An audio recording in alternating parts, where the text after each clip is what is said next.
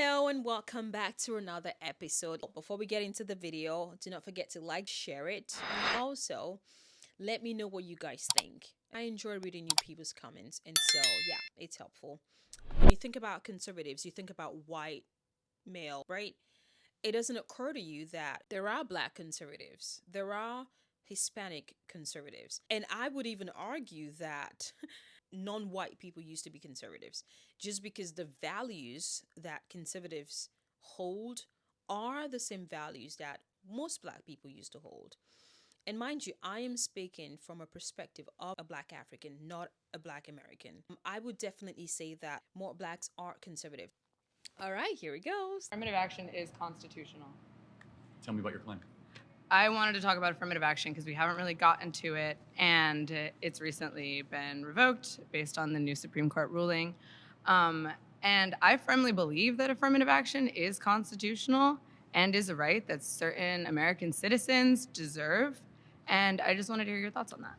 Well, the 14th Amendment allows for equal protection regardless of race, and it's a colorblind amendment. And the whole idea of affirmative action is to try to give people extra boost based on their skin color or their racial background, which by definition cuts underneath the idea of equal protection. Okay.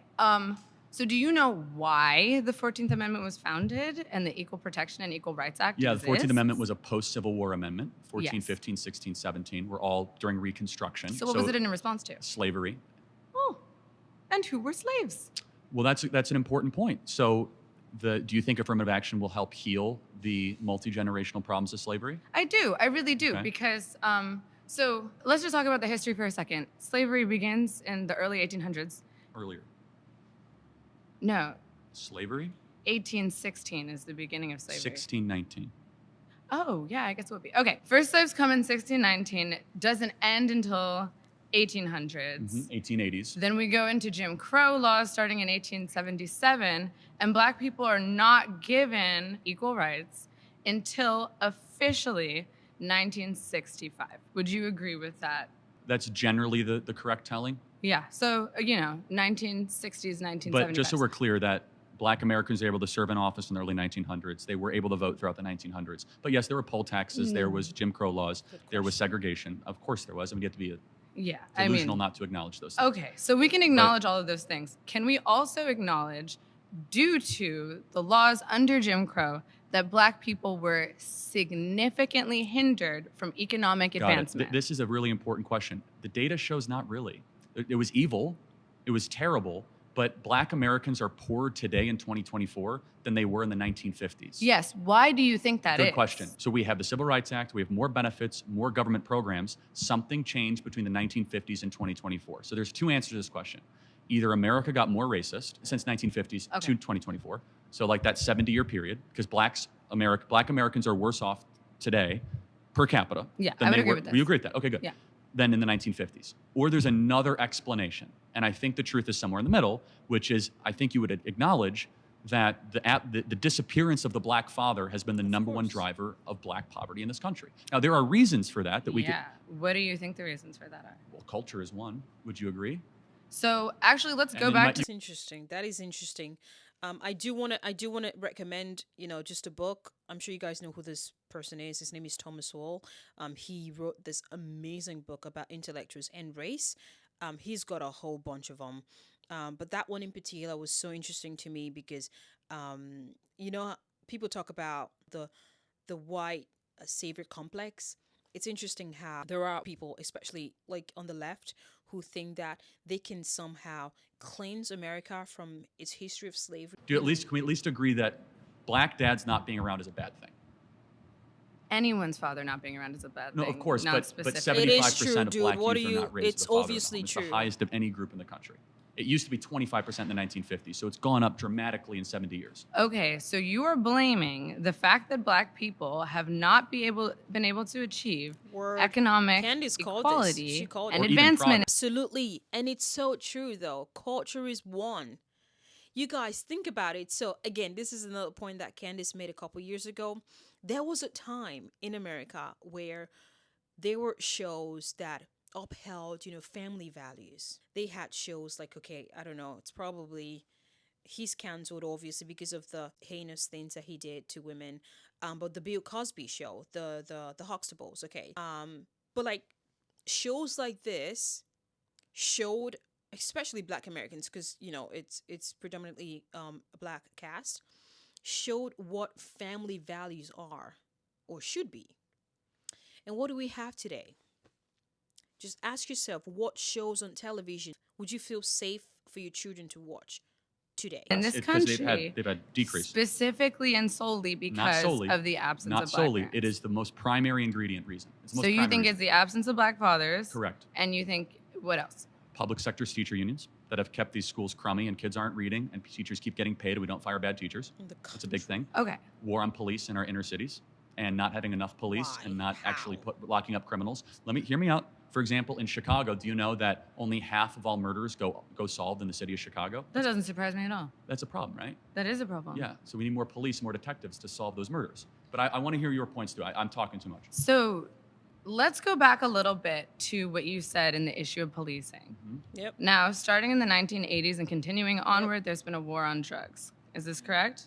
I Would you- like the war on drugs. You like the war on drugs. So Yes. during the war on drugs, it created an epidemic of mass incarceration, specifically Hold on. of- Only if you're Yep. using drugs no. or peddling drugs. If you don't use drugs, then you No. don't go to jail, right? So you believe that the criminal justice system is flawless? No, I've never said flawless. There's a lot of people in jail that shouldn't be in jail. There's a lot of problems in any system. Okay, so But- wait, let's but pause however, on that. So I you w- believe that a lot of people who have gone to A jail small percentage. shouldn't be in jail? A small percent. Yeah, What but, percent would you say? 5%? You would say only 5%. Correct. When you have a system of justice, you're going to have scummy prosecutors, you're going to have bad defense attorneys. I have a question. Can I get a Google? What percentage of Okay, I don't like how she's jumping from one, not necessarily a different topic to another. I think that it would best serve her to focus on one thing at a time. So for instance, she's talking about the war on drugs. I don't think there is a world where we can defend drugs being like, everywhere in a country. And also, is it true that if you're not doing drugs or selling drugs or dealing, like they would say, drugs, you have no issues with the police? Can we all agree on that? Now, it is a different case when someone, for instance, a Black person gets a higher prison sentence for the exact same crime that was committed by a white person. Obviously, that is a rot in the justice system, and that should be rectified like yesterday. I would like to see where a Black person has gotten a higher prison sentence. You know what I mean? Like, let's deal with these things, not from a hypothetical setting. Let's actually go to the root cause of the issues. Show me that case, and let's see how the justice system has failed Black people, and discuss it. Like, that's how you start to effect change, not by cherry picking or like trying to find something in the clouds. And instead of actually giving more power to your argument, it's just gonna make it like, because you don't have anything tangible. So I say, let's go after those cases that we've seen, and then actually, start to tackle them one after the other. people currently incarcerated are Black? It's way larger than Well, five. it's hold on. It's what? Hold on. Way larger than No, five. I know, And but also, the when fact you're talking the about fact I'm massive saying incarceration saying of Black 5%. fathers, it's caused by the war on drugs. Hold on a So second. that's the point that I'm trying to make. Exactly. Who am I debating? Am I debating here? Am I? If your own government's pumping drugs, Yeah. So Okay, so I want to make a You're- quick You're point. right. Black Americans are in prison far greater than the percentage of the population. So Black Americans are about 13 to 14% of the population. Yes, I About know half this. of all prisoners are Black. Exactly. So Blacks commit more crimes than whites do. They commit more murders. They commit more arsons. They commit more kidnappings. For example, Blacks are 13% of the population, and they commit 58% of all the murders. That's not a war on drugs. That's a culture problem. Okay, so let's talk about that culture. Black people have been legislatively subjugated up until 1960. Why are they all like that? Are you seriously doubting that that's a reality in America? I'm sorry. When was it that there were riots almost every single day in Portland? Like, how long ago was that? According to the US Census, Blacks make up 13.7%. So Charlie was right. Blacks are about 14% of the entire population. This is a country of over 320 million people. Okay, you do the math. In 2019, 51.2% of those arrested for murder and non negligent manslaughter were black. 51.2%. This is according to the FBI. You can decide if the FBI can be trusted or whatever, but that is a huge percentage. For a group of people that's only 14, give or take, 14% of the entire population. 65. I'll give it, I mean, honestly, it's later, but let's just say 1965. You do not think that 10 generations of legislative subjugation and slavery during that time, 4,000 black men, women, and children are lynched as the result of race riots in this country? You do not think that these things have a lasting effect? We have had 10 generations of subjugation and 4 of legislative Of course freedom. they have an impact, but it's more on you to explain why things got worse since the Civil Rights Act. More violent, less fathers around, poorer. Why is that? So, because of mass incarceration and the unfair criminalization of black men. But let's just take murders, for example. Why blacks are 13% of the population and commit 58% of the murders? Why is that? Because people in affluent and whiter neighborhoods are not being policed at the same rate. There Murders. are more Murders. police. I'm talking about dead bodies. There's no, like, we're not talking about policing. We're talking about murders. Why are so many blacks committing murders outside of their population? Okay, let's take it back to some history. I'm curious for an answer to that question. I'm going to give you one. So let's go to redlining. Okay, redlining. Redlining Yes. is why so many blacks are killing each other? No, let me finish Okay, what my I just claim. said before, she's and then you shifting can the respond. Is that argument. okay? She's not answering the Okay. question. So redlining, federally mandated or sustained by the FHA, right? Separating black Americans to specifically impoverished and relegated areas of the country. We are incapable of buying homes and putting equity into neighborhoods with lower crime rates and better educational systems. We do not have access to things that would uplift and help our community. When you are put in an environment that promotes and reinforces social and economic inequality, you become desperate and are forced to do things Like kill that people. maybe don't align with your But values. what you're making an excuse for a lot Now, of murder, when you and have a lot of stealing, a high but concentration that- of a subjugated people in Hold on. one area, if you were right, when blacks in America did not have the same rights they had today, they were less murderous, there was less break-ins. Why is that? so I'm Yeah, sorry, are you exactly. trying to say that blacks Isn't thrive that like under the- subjugation? No, I'm not. I'm saying I'm asking you the question. The data shows they were actually better in the 1940s. It was bad. It was evil. But what happened? Something changed.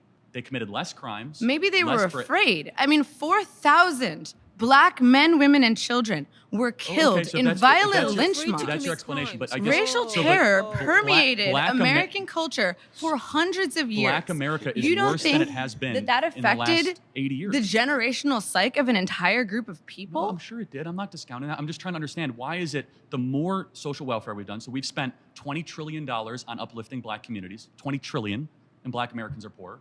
We've done everything that's been asked.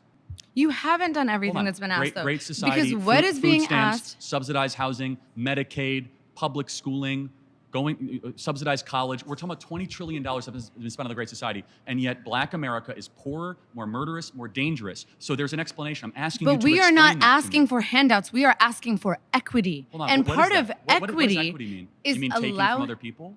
Excuse me, it means sharing, which is something that you guys seem to have a very hard time doing. Sharing. Okay, I'm gonna close with this. There is a lot to unpack.